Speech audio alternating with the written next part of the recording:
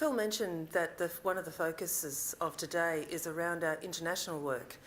And what we thought we'd do for the first session is to provide you with an overview of the work that we are doing around all the international committees that we're involved with. As you know, we, as part of the government's agenda to use international assessments and international decisions, we've been doing a lot of work to articulate what our policy is. One of the things that surprised me and in some ways saddened me was when we were going and talking to people, both in government and in industry, there was a lack of awareness of just how much we do on the international stage and just how in demand our scientists are for their expertise on the international work. So what I thought I would do today is just take you through at a fairly high level what the type of things we are engaged in, and these will be explored further over the course of the day as well. So to start with, we actually deal with a lot of agencies, both regulators as well as international bodies. So international bodies like WHO, FAO, etc. We deal with a lot of regulators, and particularly the North American regulators, New Zealand and increasingly Japan. We also have links into Europe, and with Brexit we're looking to form greater links into the UK. Perhaps when we look at the work that we do it on so many different levels. So we look at how we manage our emerging issues. So, for example, we've recently worked with New Zealand, with WHO around glyphosate, and there's going to be a presentation tomorrow. We look at how we can access assessment reports. Don't read that just yet, I clicked too early and I can't go back. We look at how we harmonise our data requirements, and that is fairly important for us because we take the view that we accept international data requirements full stop unless there is a good reason not to, and we have always done that. So that is a really important part of our work. We do a lot of work share, particularly in global joint reviews. We do access a lot of external expertise, so we've got really good networks across the globe, and if we don't know something, we tend to ask our counterparts, and it actually works really well. We also look at how we can benchmark our scientific assessments and how we can also improve our regulatory decisions.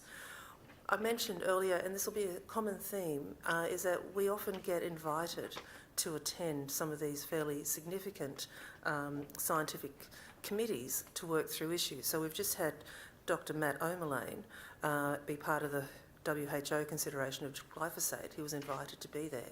It's a huge credit to him as well as to the APVMA. So just to give you a quick rundown of how we work with our regulatory counterparts. We do a lot of work with New Zealand. New Zealand has, for those of you who, there's quite a few people in here as I look around who do operate in New Zealand as well, and I'm sure you can attest that New Zealand has a singular regulatory system, and that we're doing a lot of work to see how much we can actually harmonise with them. So in New Zealand there's actually two bodies that regulate ag-vet chemicals. One is the New Zealand EPA, and the other is the Ministry for Primary Industries. So the New Zealand EPA does all the hazard assessments around environment and tox, and they basically give a sign-off for whether a chemical could be used, and that's then provided to the Ministry for Primary Industries, who look at trade, chemistry, efficacy and other manufacture of the chemical, and take into account the New Zealand EPA work and then give the final tick off. They also have the system whereby companies can do their assessments prior to coming into the system, and that's something that we're testing at the moment with our efficacy pilot, which you'll hear about tomorrow. We do a lot with them, and we're actually trying to increase our work. So we've just completed the first ever work share around veterinary medicine. So we had that with New Zealand and Canada, and we completed in April 2016, where we did a joint review. We also have an MOU in place for the manufacturers of veterinary medicines where we can use each other's GMP outcomes. And we've currently in the process of consulting, although the consultation period's just finished, of whether we can use the decisions and the assessments that New Zealand do around companion animal products in Australia. New Zealand have a system whereby they recognise our decisions, and we're looking at whether we can replicate that. So we went out recently with a consultation paper, well, a discussion paper, because there's some issues which I'm not sure we can overcome because of the differences in our systems, just to see what that might look like. So those consultations finished on the 4th of November, and we're just going through the responses now.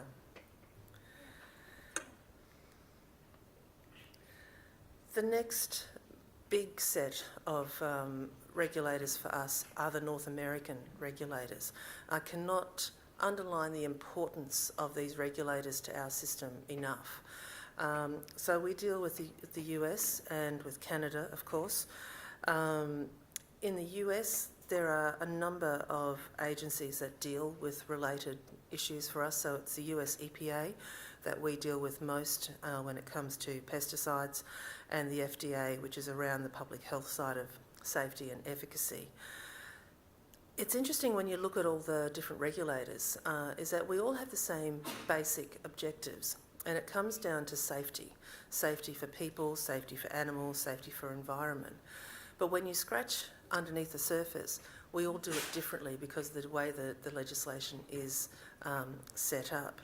So we have been doing a lot of, well, work isn't the right word, we've really been sharing a lot of information with the North Americans in particular, because they are the largest regulators in the world, about what it is that they do, what is their legislation, and how can we make better use of the material that they have?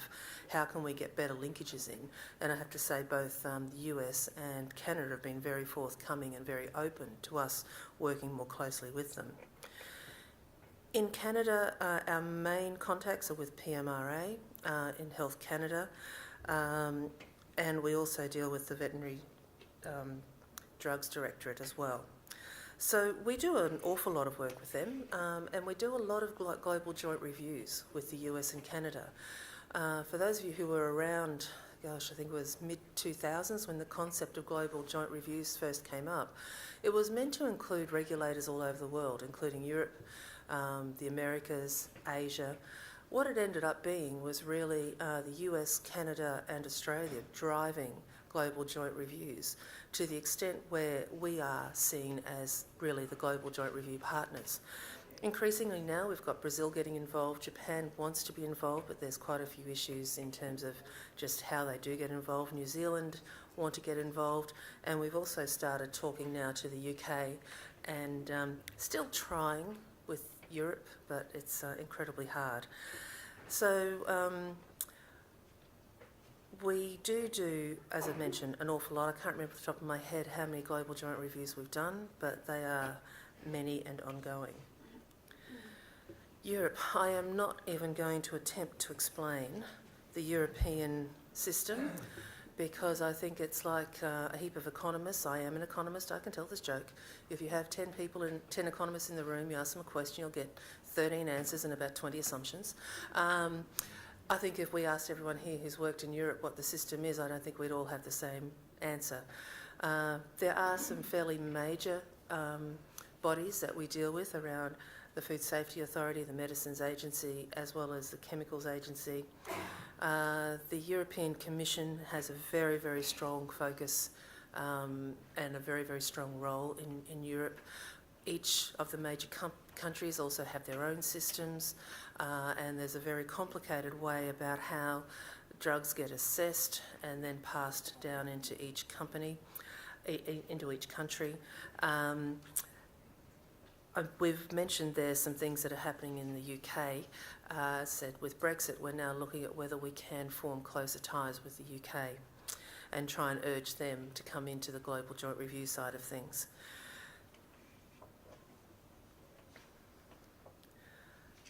We now get on to all the international bodies that we deal with. So There are so many, and we're only putting up a few here. Of course, chief for us when it's around pesticides is the OECD, and the main committee that's underneath that is the Working Group on Pesticides. So that's where all the regulators, as well as CropLife International, the biopesticide manufacturers, I can never remember their surname, their acronym, all come together once a year to discuss, of course, international harmonisation of pesticide matters. I'm now chair of that group. I became chair this year, so the focus that we're looking at is how we can all work together much more cooperatively to deliver on a more harmonised system for pesticides across the world. And that's a really interesting and challenging thing. Underneath that WGP, there's 13 committees, and we chair one of them, so that's Alan Norton chairs the Minor Use Group. We also have representatives on nearly every other committee, so you can see that we're very well represented, and the fact that Australia, it's usually Australia or Canada or the US who chair these things, but the fact that we chair so many are involved is actually quite a good thing for us. There is also a European-Australian Mutual Recognition Agreement, which is around GMP and being able to recognise GMP programs. The next major piece of work that we do is with the WHO, and in the WHO, it's actually been really interesting, and those of you who have been following the glyphosate work and seeing how WHO works with a few other subcommittees, it's been fascinating to see the different power plays between the two. So under the WHO, the two areas that we most regularly get involved with is JMPR, which is around pesticides residue, and JECFA, which is around food additives. Now, we have two people on these committees. First one is Matt O'Mullane, who you'll be hearing from shortly, and Chris Shivens is on JECFA. So of these two, so the WHO undertakes their toxicological assessments and establishes public health standards. And the FAO, which we'll be talking about shortly, undertakes dietary risk assessments and establishes MRLs. So the work that we do with them is really looking at toxicological evaluations of pesticide and veterinary medicines, establishing health-based guidance values, and developing new risk assessment methods. And this is huge for us because we actually get a lot out of the participation in here. You might be sitting there going, okay, why are you, APVMA, involved in all this international work when I need my application put through now? The reason is that it benefits everyone. So what we get out of it, which we then pass on to you, is that we participate in international standard settings, which means we can have confidence in adopting the international standards nearly straight away. We don't have to then review them ourselves. We're also at the forefront of international best practice, which is important when you're a regulator who relies on this scientific capability, as we do. Gives us a lot of access to some incredibly good scientific minds. By building up these networks, we can call in favours and consultation with a whole heap of people that we would not normally have access to. We also are increasingly getting access to data and information that helps us guide registration and review work. And it is actually incredibly good to have good international relations with your fellow regulatory travellers. Now, I mentioned FAO, which is another major piece of work that we do. We have two people who work on the FAO, Paul Humphrey and Sam Marchison. What we do there is we really look at how we contribute to the standards for trade, so around MRLs, and how we look at doing residue evaluations for pesticides. So if you want to know more about that, I suggest, I'm not sure whether Sam and Paul are here, but have a chat to them because it does my head in, that stuff. Codex. You'll be hearing shortly in more detail about Codex, so I won't go into a lot of detail, but again, this is huge for us. So we do a lot of work when we're looking at So Codex itself is internationally recognised standards, codes of practice, guidelines and other recommendations related to food. But we are active participants in Codex. I have been assured that I should never ever go to a Codex meeting because it's incredibly tedious and boring.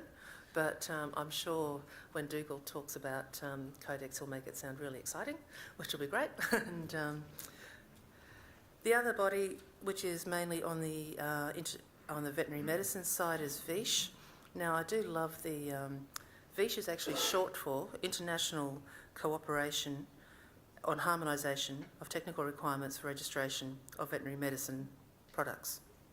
I don't know how you get back to VSHE on that one, but we do a lot of work there. So Phil Reeves has been our representative on VSHE. We have actually had joint membership with New Zealand, but we've recently made a decision to part ways, so we have our own representation. So we're just working through who our ongoing member is going to be.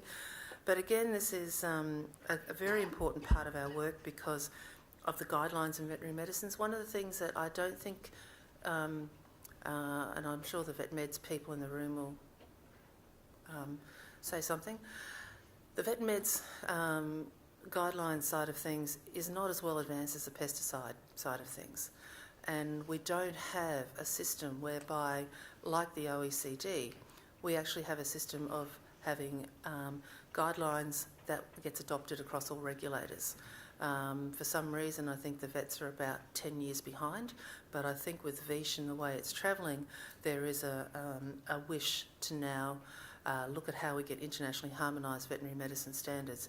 The fact that we've now done one joint review in veterinary medicines, I think, is a great start.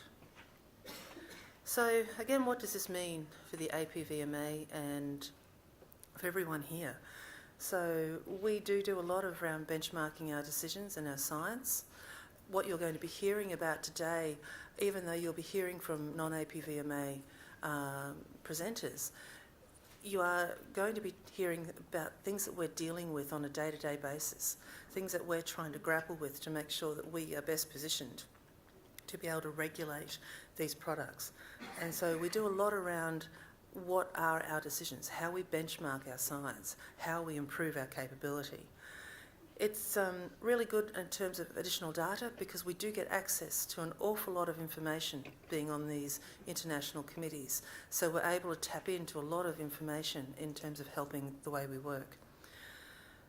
Consistency is huge, as we all know, with particularly the more globalised marketplace. It's very hard when you to defend if something gets registered in the US but not here, or gets registered in New Zealand but not here. By doing this, we can make things as consistent as we can across the world, but be very clear about what the Australian-only requirements are, because we do have Australian-only requirements. Efficiency gains are huge. That's one thing that we have learnt with all the work share and global joint reviews, is that when we share the work with international regulators, it is actually easier on us. As the access to the scientific excellence is incredible. The fact that we can now, essentially an email or a phone call away from the top minds in pesticide and veterinary medicine regulation is huge. And also, not too fine a point on it, we are also in demand as well. We are often rung for our expertise. And then finally, have already mentioned this, it is around how can we improve our Australian regulatory system. And we are always looking at how we can improve what we do compared to what happens overseas. So that is a fairly quick run through about all the different things that we're involved with. You'll be hearing shortly about Codex, and Matt O'Mullane will be talking shortly about what we're doing around international assessments.